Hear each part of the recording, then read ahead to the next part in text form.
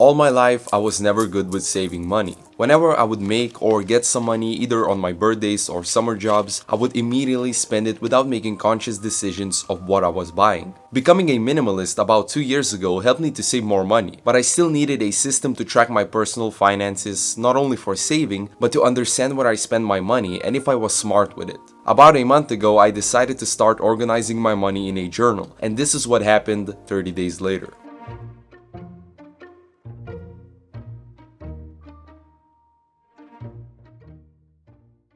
Now, this might seem obvious, but when I first started tracking my earnings and spendings, I didn't necessarily try to save more money. I just wanted to create a system that would help me learn to save money and give me something to reflect upon. But just because saving money wasn't my main goal, I still saved some of it. I did it by creating different sections of where I would put my money to. Maybe after a day in my pizza job, I had some tips left over, so I would organize them into, for example, travel, leisure, gas, etc. My tactic wasn't to save more money, but to spend the money only within the selected categories. So for going out with my friends or maybe getting some food on my cheat days, I would use only the money that was in my leisure category. For filling up fuel to my car, I would use only the money in the gas category. The trick with these categories is that I wouldn't let myself shift money from one category to the next. And what I mean by that is that when I would decide that this amount of money goes, for example, to travel category, it stays there and I couldn't just get the money out of there to spend on leisure, for example. By setting these restrictions to the categories led me to spending less and saving more.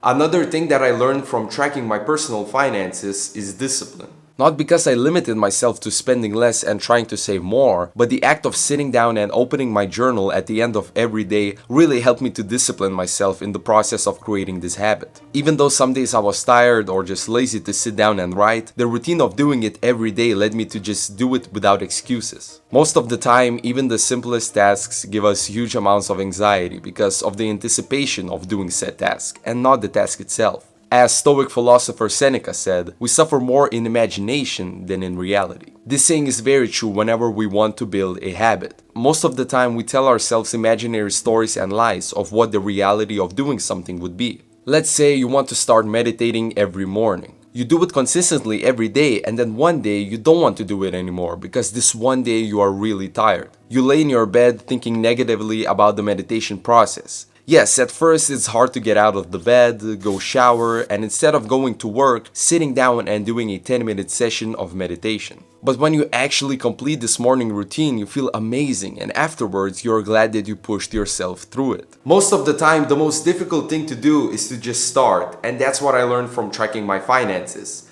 The act of sitting down and doing the habit.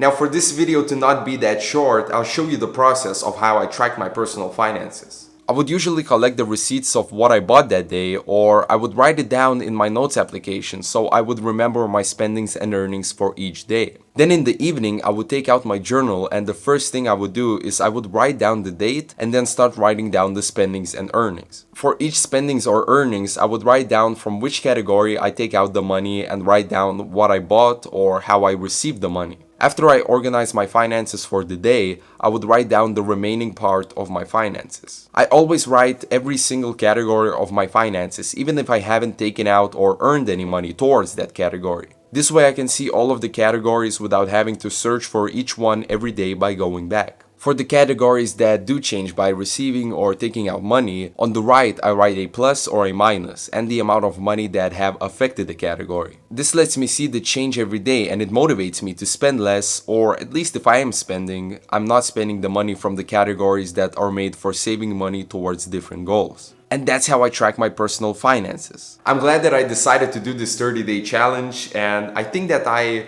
will keep organizing my spendings and earnings in the future. The biggest thing I learned in these past 30 days is that when you set the limitations and categories of what you can spend and what you can't, that automatically lets you save more money and spend less. Thank you so much for watching this video, and if you found it informative, please leave a like and subscribe for more weekly self-improvement content. Also, don't forget to follow me on Instagram and on Twitter, and if you want, you can support this channel on Patreon and PayPal, and all the links to the social medias and to Patreon and PayPal are gonna be in the description. Thank you guys again for watching my video and supporting this channel, and stay on your journey.